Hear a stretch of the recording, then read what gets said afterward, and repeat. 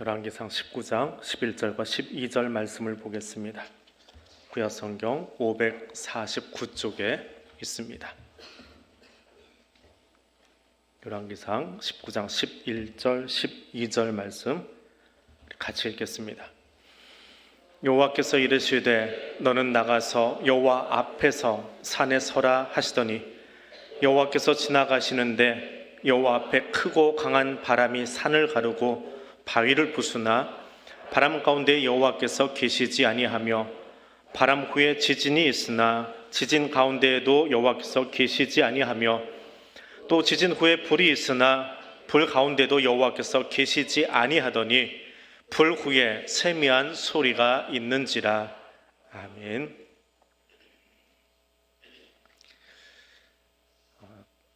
얼마 전에 북한이 위성 발사를 한 적이 있습니다. 서울에 공습경보가 발령이 됐지요. 그날 아침에 여러분은 그 경보를 듣고 어떤 행동을 취하셨습니까? 어디로 가셨나요? 네? 집에 그냥 있었어요. 이 3층 목양실에서 소리를 들었습니다. 뭐야 그러고 소리가 궁금해서 이게 파탄형이라고 그러고 일정음이 다르잖아요. 그래서 이제 창문을 열었습니다. 그랬더니 아주머니 한 분이 지나가시는데 아이 둘을 데리고 가요. 엄마인 것 같아요. 근데 1층에서 지나면서 사람들이 이렇게 이야기하는 소리는 이 위로 올라와요. 그래서 아무리 작은 소리도 제 방에서 다 들립니다. 창문 열고 이렇게 귀를 기울이면 엄마가 아이한테 그러는 거예요. 기계 고장 났나 봐. 공습경보에 그러더라고요. 그날 뉴스에 기자가 그런 얘기를 합니다. 공습경보가 울리긴 했는데 실제로 매뉴얼대로 우리가 훈련받은 민방위 훈련 매뉴얼대로 도망간 사람이 오히려 이상한 취급을 받는 이상한 나라 대한민국이더라. 그리고 기사가 현장 중계를 하는 것을 보았습니다. 그래서 문득 그 생각이 들더라고요. 73년 전 1950년 6월 25일 날 서울에 공습경보가 울렸었나? 전 그때 안 살아봐서 모르겠어요. 울렸었나? 그리고 그날 서울 시민은 어떻게 했을까?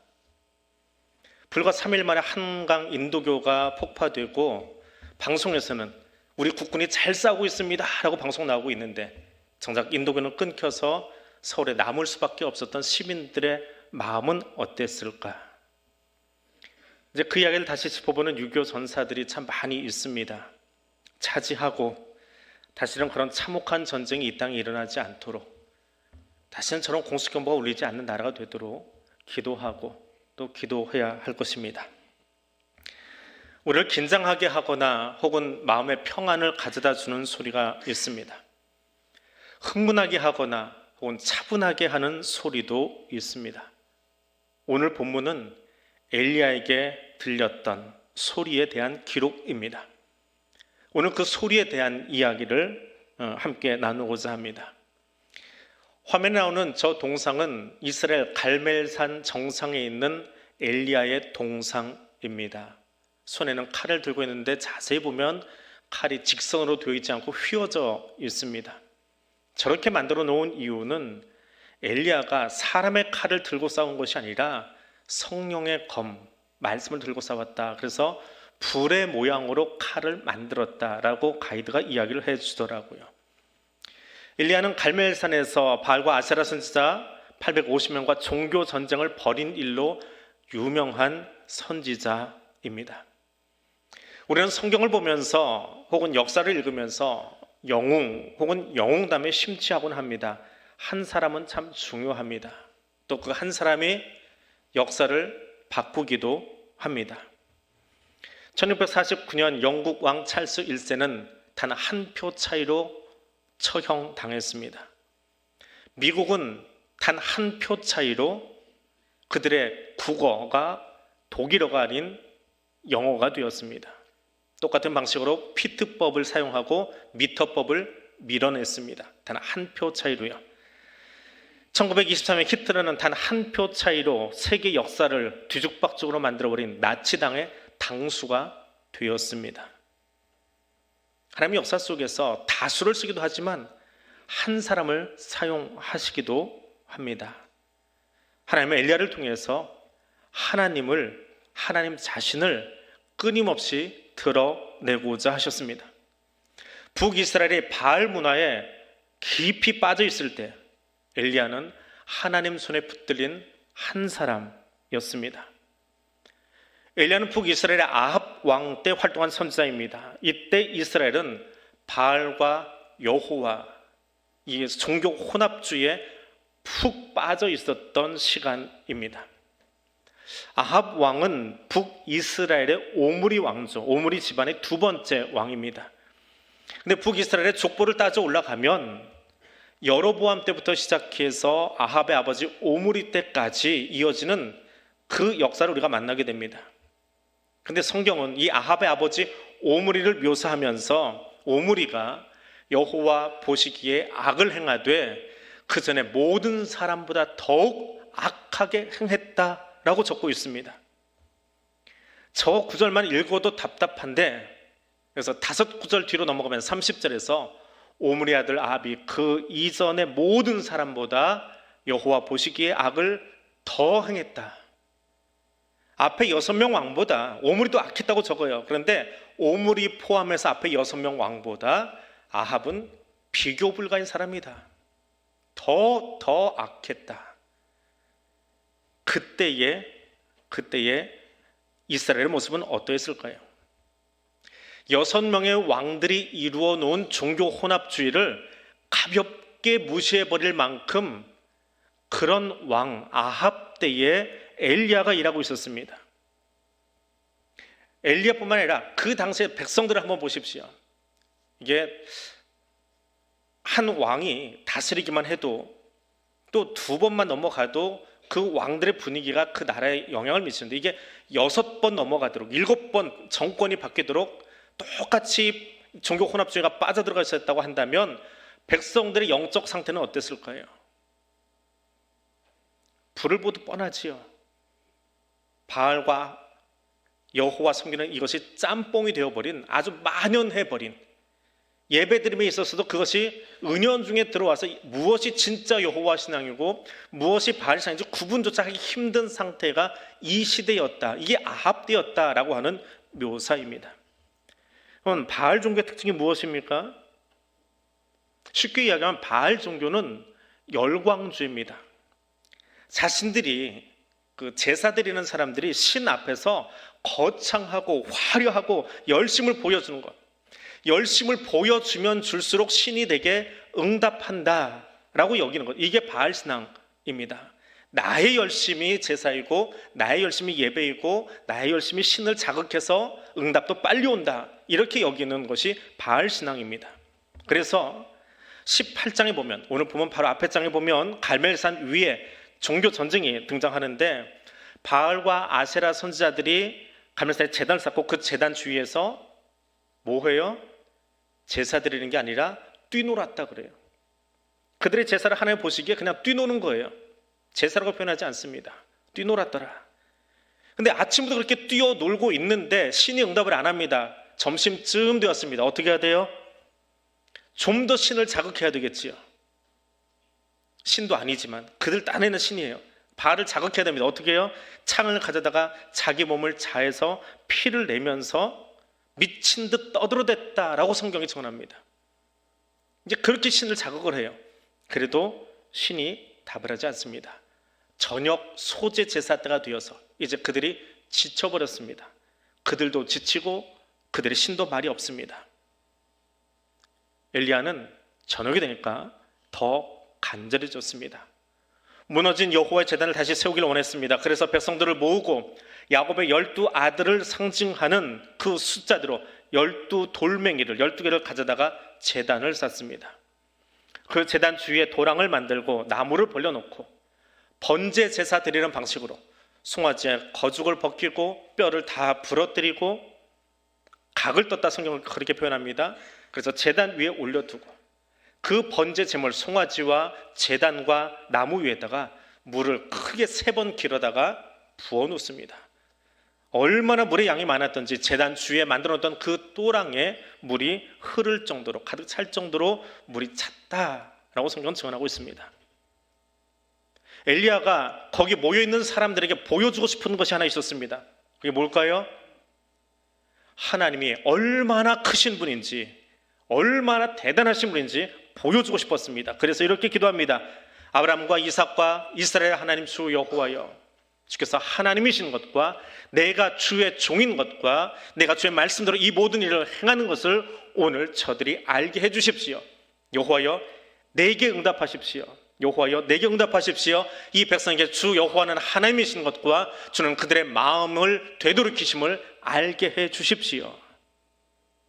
하나님 기도 응답하시지요? 어떻게 해요? 하늘에서 불이 내려와서 번제물과 나무와 돌과 흙을 다 태우고 또랑의 물을 핥았다. 성경 그렇게 묘사합니다. 물을 핥았다. 물로 푹 젖어버린 제단 위에 송아지와 나무와 도랑의 물까지 하늘의 불로 다 태우고 말리셨다라고 말합니다. 하나님 왜 이런 방식을 취하셨을까요? 왜 이 엘리야의 기도 응답하셨을까요? 가나안 문화에 푹 젖어버린 이스라엘을 말리고 새롭게 하시려고 하나님이 그 기도에 응답하셨습니다. 그래서 그 물을 다 핥아 말려버리시고 푹 젖어버린 그 송아지를, 가나안 문화에 푹 쩔어버린 이스라엘을 태워버리기를 원하셨던 겁니다. 그런데 하나님께서 엘리야를 세우신 것은 갈멜산이 아니었습니다. 종교전쟁을 벌이고 사람들의 눈에 보이는 외형의 모습, 그것은 가나안 문화의 산물 중에 하나입니다. 그리고 하나님이 그것에 응답하셔서 내가 이 가나안에 젖어버린 이스라엘을 말리겠다, 다 그 물을 뽑아버리고 온전하게 새롭게 만들겠다라고 하는 의지 표명을 하셨지만 하나님이 정말 원하셨던 것은 갈멜산이 아니라 호렙산에서 보여주고 계십니다. 엘리야는 갈멜산에 내려온 불이면, 그 불이면 이스라엘이 바뀔 줄 알았습니다. 그런데 불이 떨어져도 이세벨이 주눅들지 않습니다. 도리어 더 악에 바쳐서 엘리야를 죽이겠다고 으름장을 놓습니다.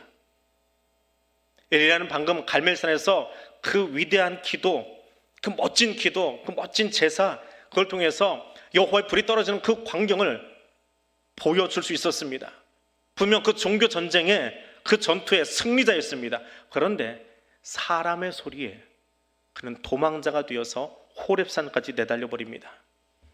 그럼 호렙산에 가서 하나님께 이렇게 기도합니다. 다 죽임당하고 나만 남았는데 저들이 내 생명 빼앗으려고 합니다. 이때 하나님께서 엘리야를 세우십니다.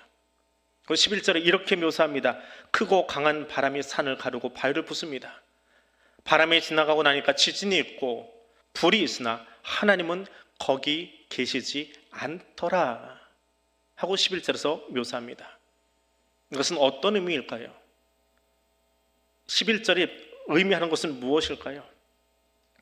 많은 신학자들이 이 대목을 가지고 연구를 하고 나름대로의 자기들의 묵상의 답을 이렇게 내어놓습니다. 바알 선지자를 상대하던 18절의 그 과격한 행동을 하나님이 거부하신 것이다. 나는 이렇게 행동하는 걸 원치 않는다. 그래서 그 큰 바람과 지진과 불이 아니라 뒤에 나온 세미한 소리로 답하셨다라고 하는 겁니다. 또 한편으로는 하나님의 말씀이 굉장한 자연 환경이 아니라 너희의 평범한 일상 속에서 발견되기를 원한다. 이것을 가르쳐주기 위해서 11절과 10절을 적었다라고 말합니다. 더불어서 하나님은 농경의 신 바알이 부리는, 농경의 신이 부리는 최고의 무기 천둥소리, 그것을 능가하는 진짜 소리가 무엇인지를 알려주기 위해서 11절과 12절을 대비시키듯 적어놓았다라고 해석을 합니다. 엘리야는 그 11절에 나오는 웅장한 자연의 소리를 들으면서 그렇게 생각했을 겁니다. 갈멜산 위에서 벌였던 그 멋진 전쟁, 그래서 불이 떨어지고 물을 다 핥아내고 다 태워버리는 그 웅장함을 회상했을 겁니다. 그러면서 하나님이 저 불 속에, 저 바람 속에, 저 지진 속에 오지 않으실까? 물론 성경에는 하나님의 임재를 자연이 감당하지 못해서 크고 강한 바람과 불소리로 묘사하기도 합니다. 그건 하나님이 아니에요. 하나님이 오시니까 자연이 놀라서 보여주는 행동이지요. 그런데 12절로 가니까 더 놀라운 구절이 적혀 있습니다. 바람과 지진과 불이 지난 후에 세미한 소리가 있었다. 앞의 소리에 비하면 너무 작지요. 근데 이 대목에 주목하십시오. 탈진하고 번아웃된 자신의 종 엘리야를 다시 일으키시고 재위임하시려고 하나님께서 들려주신 그 소리, 개역 개정 성경에는 세미한 소리라고 번역된 이 문장이, 이 단어가 다른 성경에서는 부드러운 바람 소리 혹은 부드럽고 온유한 속삭임 또는 바늘이 떨어져도 들릴 만큼 정적 가운데 들린 가냘픈 소리라고 번역들을 합니다. 사실 지금도 신학자들은 이 히브리어 세 글자거든요. 이 단어를 어떻게 번역해야 되는지에 대해서 고민이 많습니다. 완벽한 번역을 찾아내기 어렵다라고 솔직하게 고백을 합니다. 그래서 수많은 번역들이 있는데 말씀을 준비하다가 이 한 가지 번역에 제 가슴이 울렸습니다. 히브리어는 이렇게 기록되어 있습니다. 콜데 마마다카. 이것을 우리말로는 세미한 수라고 번역을 합니다. 근데 저 문장을 이렇게 번역합니다. 하나님이 돌을 깨는 소리. 그 소리라는 겁니다. 신이 현현하는 소리다라고 사전에 적혀 있습니다. 혹은 돌을 깨는 소리다라고 사전에 적혀 있습니다. 세미한 소리를 뜻하는 여러 의미들 가운데 하나가 하나님이 돌 깨는, 정으로 돌 깨는 소리다. 설교 원고에 이 문장을 적으면서 눈물이 났습니다. 그리고 신기하게도 눈물과 함께 내 가슴 속에 그 돌 찍는 소리가 들렸습니다. 오랜만에 들어본 하나님이 직접 들려주신 소리였습니다. 하나님이 돌 깨는 소리를 제 가슴에도 들려주셨습니다. 850명과 그들이 자야며 뛰놀던 그 갈멜산의 소리, 이사벨의 협박에 가까운 그 소리, 그래서 그 소리가 얼마나 컸든지 엘리야는 죽고 싶은 마음이 들 만큼 힘들었습니다. 근데 지금 이 소리가 들린 장소가 어디입니까? 호렙산입니다. 엘리야가 이사벨의 소리에 공황장애가 와서 황급히 도망가 도착한 곳 호렙산, 여기가 어디입니까? 그 옛날 모세가 하나님으로부터 율법을 받던, 그래서 그곳에서 출애굽한 이스라엘 백성을 자기 백성 삼기 위해서 먼저 법을 선포해 줬던 그 시내산과 호렙산은 동일한 장소입니다. 바로 그곳입니다. 그러면 거기서 들린 이 소리는 어떤 소리입니까?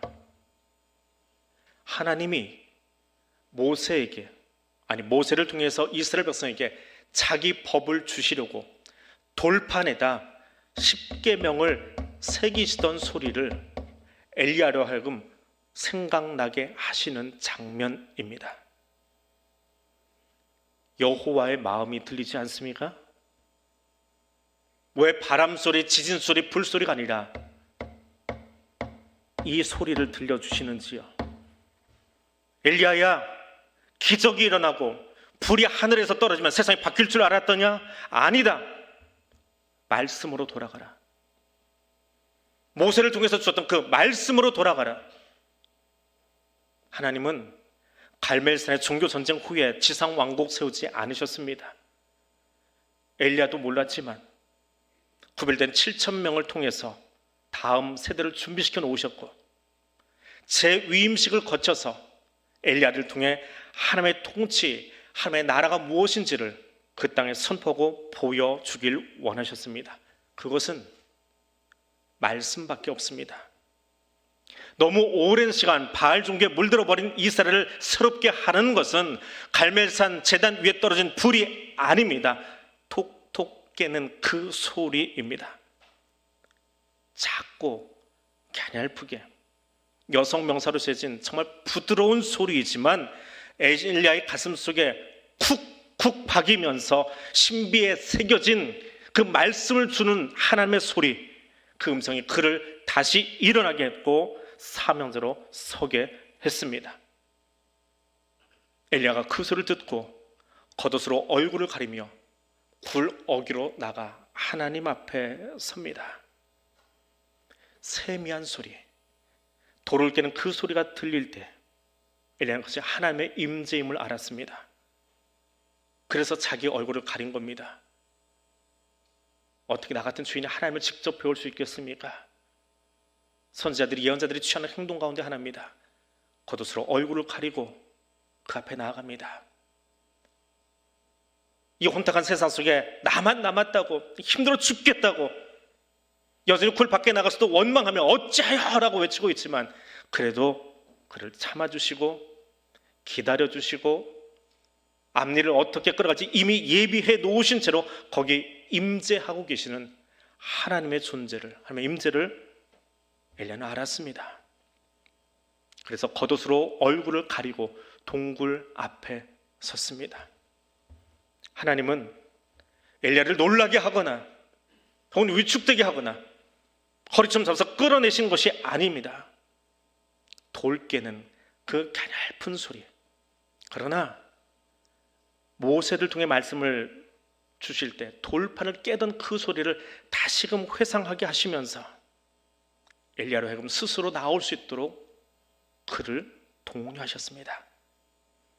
탈진한 엘리야가 다시 세워지기 위해서 율법을 주던 그 일을 떠오르게 하시고 바로 그곳 호렙에서 엘리야의 마음을 울려주시던 그 하나님의 음성과 그 두드리심이 오늘 여러분의 가슴 속에도 들려지기를 원합니다. 많은 사람들의 거친 말로 인해서 지쳐버린 나의 신비에 돌을 톡톡 깨면서 돌판에 말씀을 새겨 모세에게 주시던 그 하나님, 번아웃 되어버려 이제 더는 살고 싶지 않습니다라고 외치던 엘리야에게 말씀을 건네준 그 장면을 떠올리게 하신 그 하나님, 이 시간 성령으로 우리를, 저와 여러분을 찾아오셔서 땅의 돌판이 아니라 우리의 신비에, 우리의 마음 돌판에 하나님의 사랑을 새겨 주시기를 원합니다. 이 소리가 오늘 여러분에게도 들리기를 원합니다. 이 울림이 오늘 여러분의 심장에도 그대로 전달되는 귀한 아침 되시기를 바랍니다. 오늘 말씀 기억하며 함께 기도하겠습니다. 이 시간 예배 가운데 임재하셔서 내 마음을 두드리시는, 나의 신비를 톡톡 치고 계시는 그 하나님의 음성 들리기를 원합니다. 성령께서 나의 신비에 새겨주시는 사랑의 역사를 깨닫는 은혜가 있기를 원합니다. 성삼위 하나님 이 자리에 찾아오셔서 다른 무엇보다 십자가 사랑의 복음이 내 신비에 새겨지는 은혜의 자리가 될 수 있기를 원합니다. 이 기도 수모로 우리 함께 기도하겠습니다. 사랑의 하나님, 감사합니다. 세상에 참 많은 소리 속에 지치고 피곤하고 힘들고 번아웃된 우리의 모습들을 발견합니다. 어느 소리를 따라가야 될지 진리를 찾아 헤매는 우리들의 모습도 발견합니다. 그 빈 마음으로 주님 앞에 달려 나왔습니다. 혹은 그 공허한 가슴 가지고 주님 앞에 달려 나왔습니다. 근데 이 시간 모세에게 돌판에 십계명을 새겨주시던, 또 번아웃된 엘리야에게 그 신비에 하나님 노크하시며 말씀을 새겨주시던, 문을 닫아 걸어버린 그 교회로 찾아가 문을 두드리시며 이 문을 열면 내가 너에게로 들어가리라 말씀하시던 그 하나님, 똑같이 시간 찾아오셔서 우리의 마음 두드려 주시는 그 음성 듣기를 원합니다. 성령께서 이 시간 나의 신비에, 나의 마음의 돌판에 새겨주시는 사랑의 역사를 깨닫기를 원합니다. 사람들로 인해서는 지치고 피곤할지 모르나 내게 위로해 주시고 내게 힘 주시는, 그리고 나를 위하여 죽으시고 부활하신 그 십자가 사랑의 복음이 신비에 새겨지는 은혜의 시간 될 수 있기를 원합니다. 그 십자가 사랑을 의지하여 일어설 수 있는 시간 되기를 원합니다. 그 사랑으로 일어서서 나도 사랑하며, 나도 배려하며, 나도 용서하며, 나도 품을 수 있는 예수 닮은 사람 될 수 있도록 주님 이 시간 내 가슴을 두드려 주시고 내 가슴에 그 사랑 새겨 주시옵소서.